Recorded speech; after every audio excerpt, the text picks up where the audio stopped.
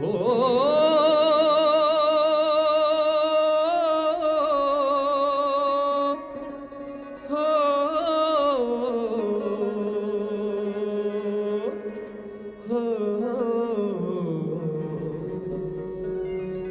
भव्य हिमालय पर्वत श्रेणियों से निकल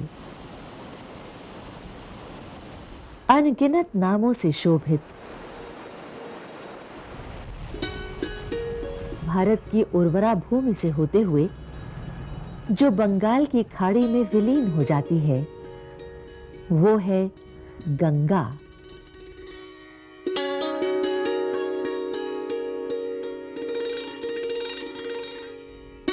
सदियों से निरंतर बहती गंगा भारतीय सांस्कृतिक जीवन की पहचान है।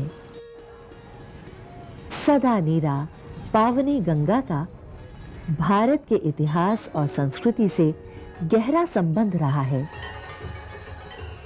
कितनी ही परंपराएं, पौराणिक गाथाएं, गीत और लोक कथाएं गंगा से संबद्ध रही हैं और उसकी जलधारा का एक अंग बन गई हैं।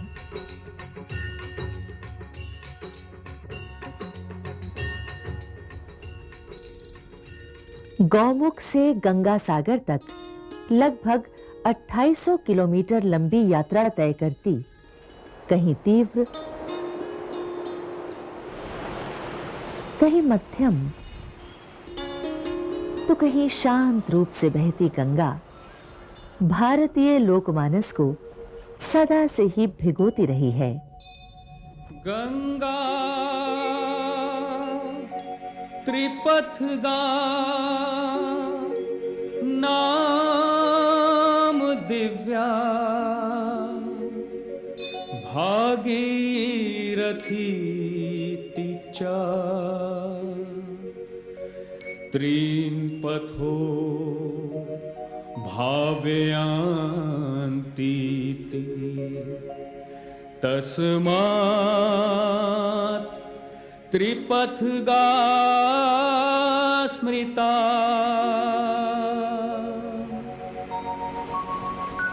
त्रिपथगा जाह्नवी, सुरसरी, देवनदी जैसे न जाने कितने नामों से सुशोभित है गंगा।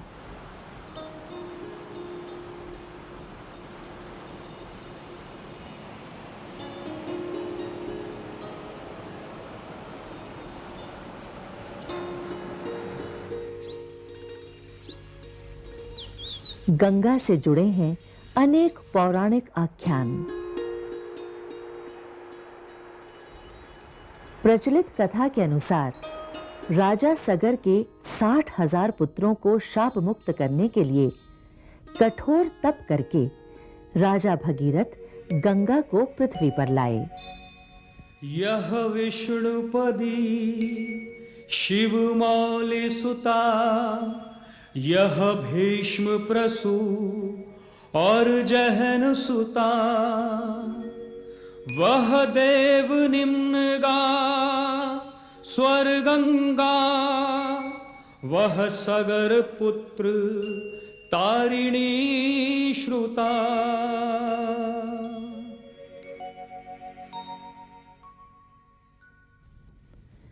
गंगा का उद्गम तिब्बत की सीमा पर हिमालय की गढ़वाल पर्वत श्रेणियों से हुआ है। ये स्थान बर्फ से ढका इतना दुर्गम है कि मूल स्रोत का पता लगाना कठिन है।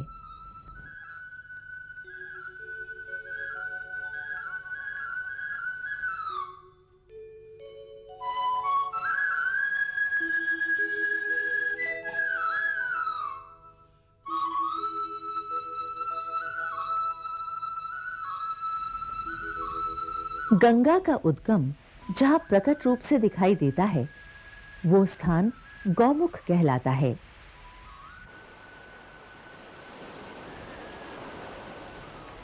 गौमुख गौ के मुख के समान दिखती बर्फ की चट्टानें।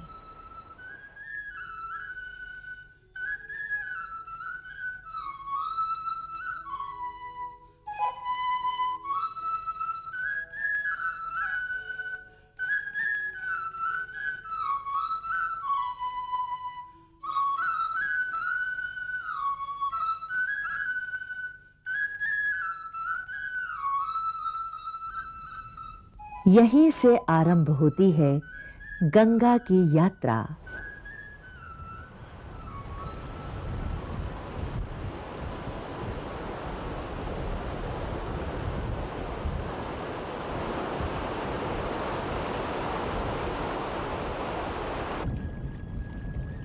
कैसा अद्भुत है ये दृश्य। जमी बर्फ की परत के नीचे जल की पतली निर्मल धारा।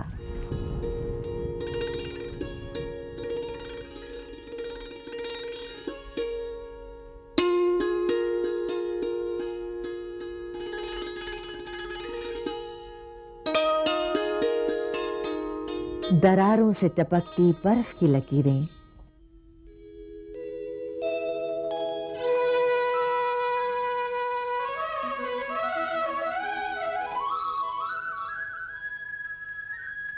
गगन के नीले विस्तार को स्पर्श करते हिम शिखर,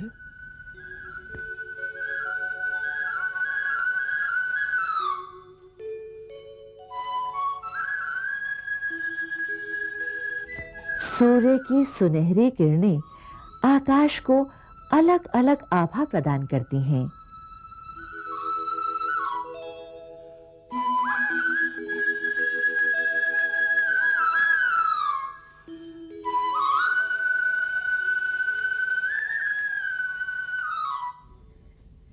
जब कभी धवल शिखर पर बादल घिर आते हैं तो लगता है मानो किरणों की शिखरों से लुका छिपी हो।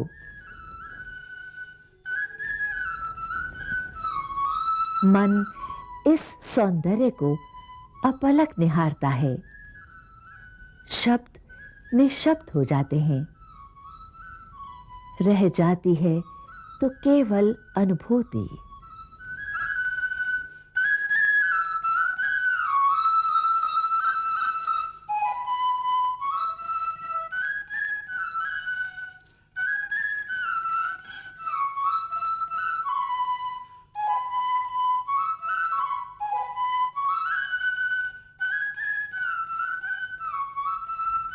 शून्य में प्रकृति के साथ साहचर्य, प्रकृति की दिव्यता और भव्यता का अपूर्व आभास।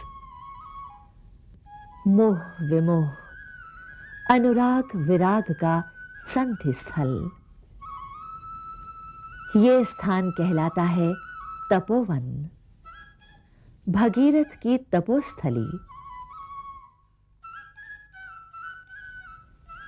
इस स्थान पर पेड़ नहीं हैं, केवल मिट्टी की चट्टानें हैं, अलग अलग रंगों की। बहाते गंगा जी हे मान का बेचा, राजा भागीरथ ना हे माँ तेरो तपस्या करे। बहाते गंगा जी हे मान का बेचा, गोमुखाना छोटे गंगा माँ जाती हर द्वारा। निर्मल पारदर्शी जल, अपने पथ पर निरंतर बहती जलधारा। घने जंगलों के बीच तिब्बत से आती नीलांग झील की अद्भुत नीलवर्णी धारा सहोदरा भागीरथी से मिलती है।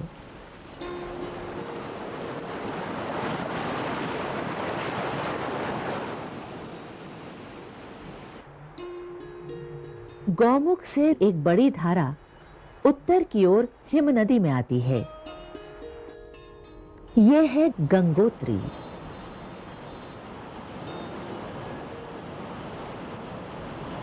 गंगोत्री हिम नदी समुद्र तल से लगभग 3900 मीटर ऊंचाई पर स्थित है।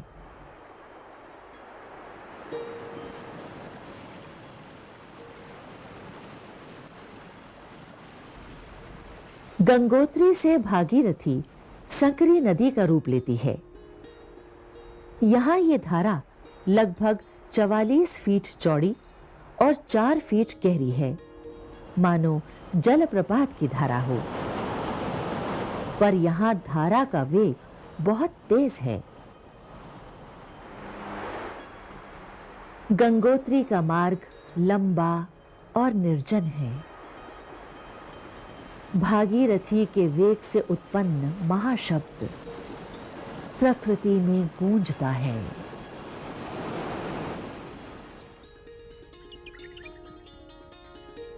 इस पर्वतीय क्षेत्र की विशेषता है अनेक प्रकार की दुर्लभ वनस्पतियां।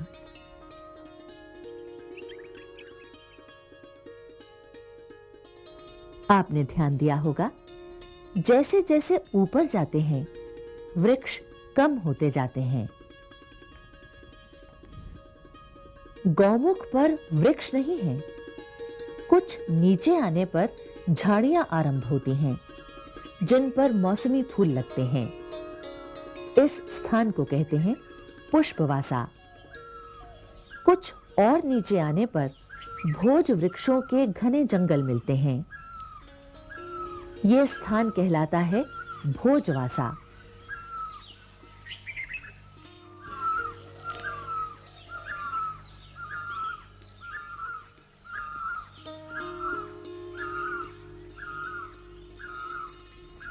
फिर आरंभ होते हैं चीड़ और देवदार के जंगल, चीड़वासा। अपने पथ पर बहती गंगा की धारा कहीं किल्लोल करती है तो कहीं चट्टानों के कारण अनायास शिथिल पड़ जाती है। कहीं चट्टानों के आसपास अपनी राह बनाती है ये धारा।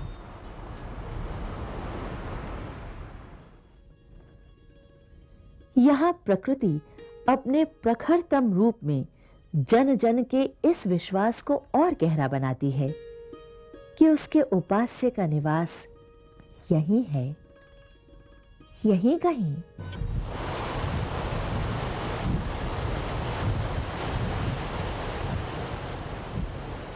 प्रकृति और विश्वास का अनूठा सामंजस्य है यहां। कुछ पल प्रकृति की गोद में बिताने का आह्वान। जो मुख्य धारा गौमुख से निकलती है वो भागीरथी कहलाती है। कुछ अन्य धाराएं हैं जैसे अलकनंदा, मंदाकिनी, धौलीगंगा और पिंडार। जहां वे एक दूसरे से मिलती हैं वे स्थान प्रयाग के नाम से जाने जाते हैं। विष्णु प्रयाग में अलकनंदा और धौलीगंगा, नंद प्रयाग में अलकनंदा और मंदाकिनी, कर्ण प्रयाग में अलकनंदा और पिंडार, रुद्र प्रयाग में अलकनंदा और मंदाकिनी और देवप्रयाग में अलकनंदा और भागीरथी धाराएं एक दूसरे से मिलती हैं। गौमुख से गंगोत्री, उत्तरकाशी, देवप्रयाग की यात्रा करती हुई गंगा ऋषिकेश से हरिद्वार पहुंचती है।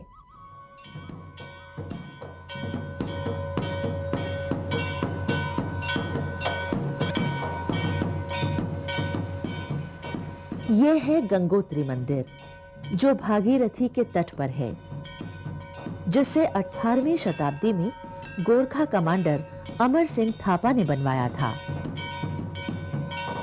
ते शास्त्रे जनपदा पर्वताश्चाश्रमास्ते येषां भागीरथी गंगा और मध्य नेति शरदपदम। वो देश, वो जनपद, वो आश्रम, वो तीर्थ धन्य है। इसके मध्य में भागीरथी की धारा प्रभावित हो रही है। तो ये गंगा जल केवल हमको एक पानी नहीं लगता है, ये अमृत है। और फिर ये एक माँ है। जहाँ हम सर्दियों में भी कभी गंगा जी के किनारे आके एकांत में जब बैठते हैं तो ऐसा लगता है जैसे माँ के आंचल में बैठे हों और जैसी माँ की गोद में बैठे हों। गंगा तट पर बसे अनेक स्थानों में एक प्रमुख स्थान है देवप्रयाग।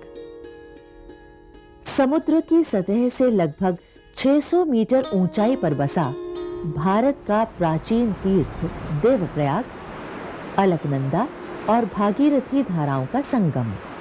ये दो धाराएं यहीं से कहलाती हैं गंगा। दो वेगवती धाराओं के बीच एक विशाल शिला। ये शिला दो धाराओं का संगम है। ऋषियों की तपोस्थली है जिसे नाम मिला देवप्रयाग। जल के श्वेत झाग से उत्पन्न संगीत, सुर और ताल। इस अमृत जल को अंजलि में भरकर अर्घ्य देते स्नानार्थी। ये धार्मिक परंपराएं मानव का आभार हैं जल के प्रति, प्रकृति के प्रति, सृष्टा की अलौकिकता के प्रति। जाति, देश, काल से परे आस्था, निश्चल विश्वास और साक्षी हैं ये पर्वत श्रृंखलाएं। यही विश्वास तो मानव को प्रकृति के साथ जोड़ता है, प्रकृति पर मानव की निर्भरता का स्मरण दिलाता है। कैसा है यहाँ का पर्वतीय जनजीवन। एक ओर नवीं शताब्दी में बने रघुनाथ मंदिर की 120 सीढ़ियां चढ़ते श्रद्धालु और दूसरी ओर है पर्वतीय जीवन का संघर्ष, पल भर सुस्ताता कर्मठ जीवन। प्रकृति की ऊर्जा से स्पंदित जीवन प्रकृति से ही लेता है संघर्ष की ऊर्जा भी। ऊंचे पर्वतों, वृक्षों के बीच संकरे रास्ते से होकर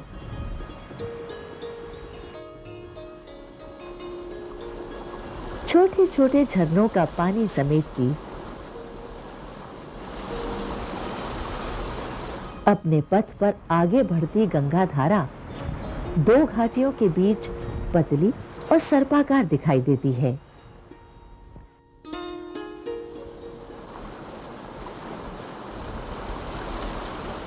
दुर्गम घाटियों में चट्टानों से झरझर गिरते निर्झर गंगा की धारा में मिलकर एकाकार हो जाते हैं।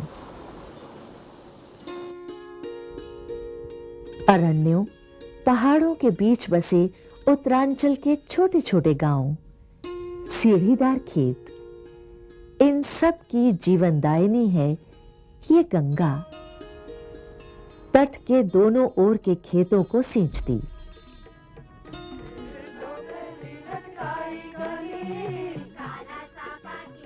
इन क्षेत्रों में मुख्य रूप से आलू, ज्वार, गेहूं, मक्का और धान की खेती की जाती है।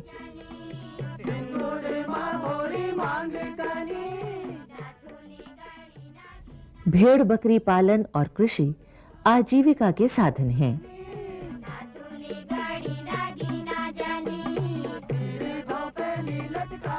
कैसा है ये वन प्रांतर का दृश्य।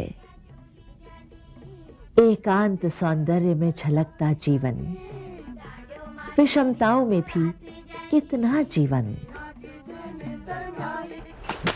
गंगा जल तो हम तो बहुत अच्छा मानो, पूजा मानू गंगा जल, पूजा खातिर भी काम आऊँ, हर एक अच्छी जगह में काम आऊँ पूजा की। अपने पढ़ाई खातिर भी गंगा जल काम आऊँ, हमारे खेती खातिर भी गंगा जल काम आऊँ, और चाहे पशु खातिर भी सब चीज, पेड़ पौधा जो कुछ सब चीजें काम आऊँ। सिंदूरी सांझ उतर आई है। लगता है प्रकृति ने नभ पर अबीर बिखेर दिया है। गंगा की अनथक यात्रा पर बीच में आती ये गहरे भंवर, मानो एक लहर दूसरी लहर से गले मिल रही हो।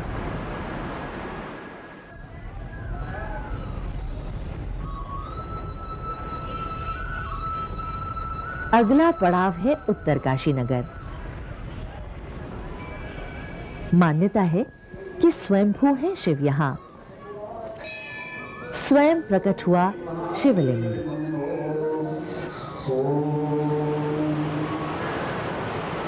यहाँ एक स्थान से दूसरे स्थान को जोड़ते हैं पुल।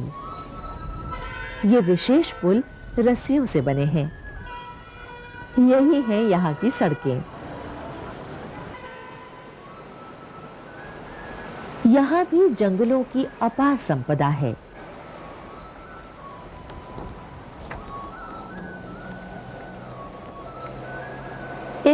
संपूर्ण क्षेत्र की विशेषता है धारा का छलकता वेग।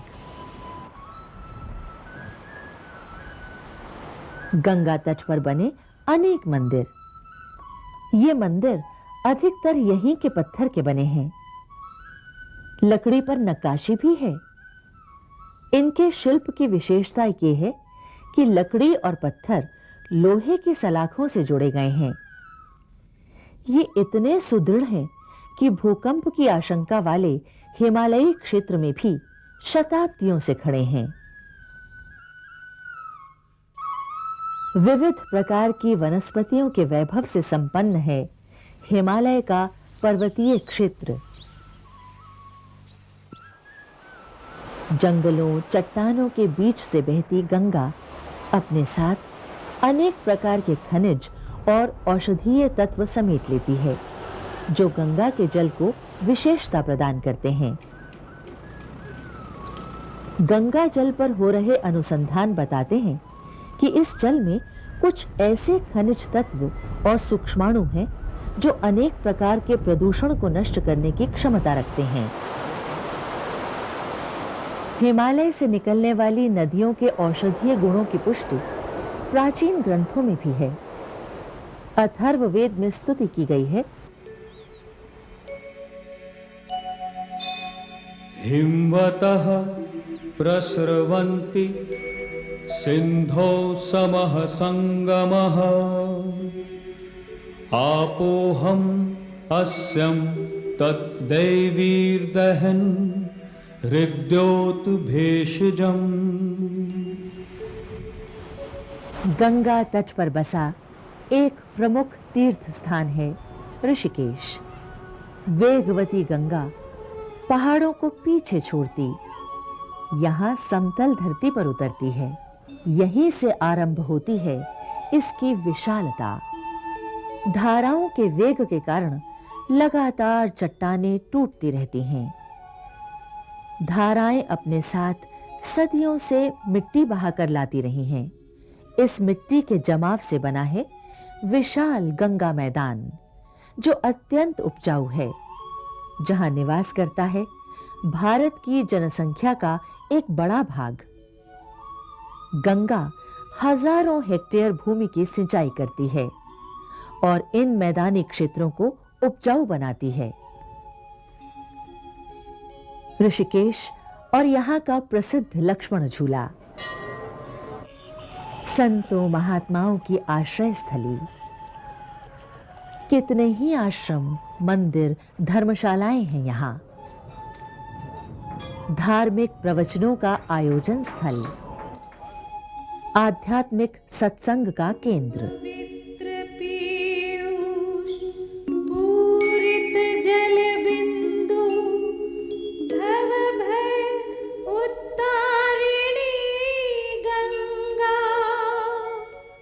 पवित्र पीयूष पूरित जल बिंदु भव भय उत्तारिणी गंगा। ऋषिकेश के 3 भाग हैं। ऋषिकेश, मुनि की रेती और स्वर्गाश्रम।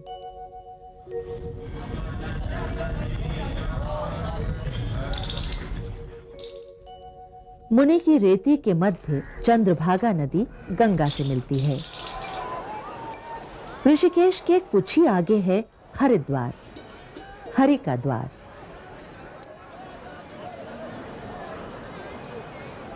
भारतीय मानस के श्रद्धा और विश्वास का एक प्रतीक।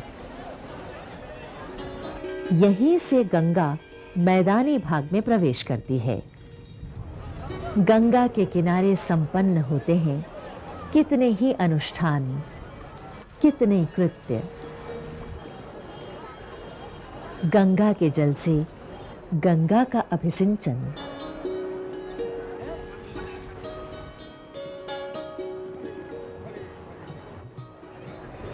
अधिकांश संस्कृतियों का विकास नदियों के तटों पर हुआ है।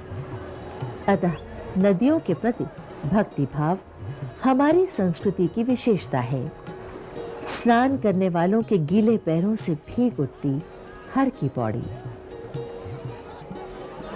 गंगा की दृष्टि में समभाव है, ना कोई छोटा ना बड़ा। अपनी शीतलता वो समान रूप से बांटती है। कोई आशीर्वाद मांगे वो संकोच नहीं करती, पर वो रुक नहीं सकती। उसे तो बढ़ना है आगे आगे, लगातार अपने गंतव्य की ओर, सागर तक। अनेक साम्राज्यों, संस्कृतियों के उदय और अस्त की कथा व्यथा को समेटते।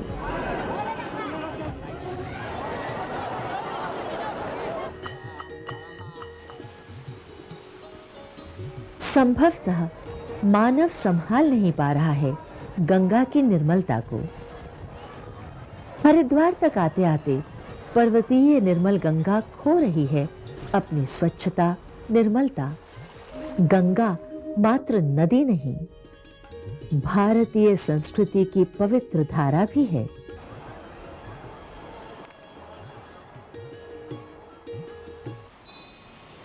सांझ उतर आई है, पर गंगा तट पर तो फैले हैं उजाले के बेलबूटे। यात्रियों का जय घोष कह रहा है गंगा की अनूठी गौरव गाथा।